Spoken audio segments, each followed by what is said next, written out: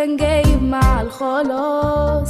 وكل عم نحكيها واحنا برضو لسه عايزين نحكيها تاني وتاني لكل الناس. قصة ميلادك يا يسوع مش أي قصة، دي قصة طفل كان جايب مع الخلاص. وكل عم نحكيها واحنا برضو لسه عايزين نحكيها تاني وتاني لكل الناس.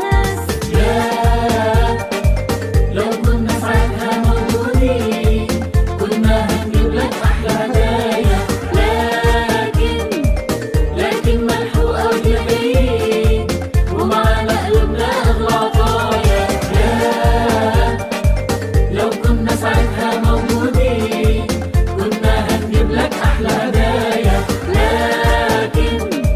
لكن ملحوقة ودينا جايين ومعانا قلوبنا أغلى عطايا.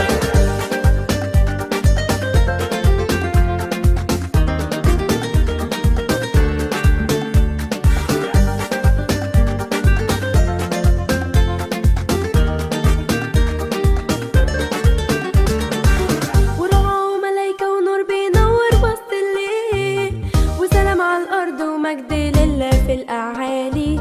أصل المولود ده اتقال عنه من وقت طويل إن بنوره هينور للناس في الليالي.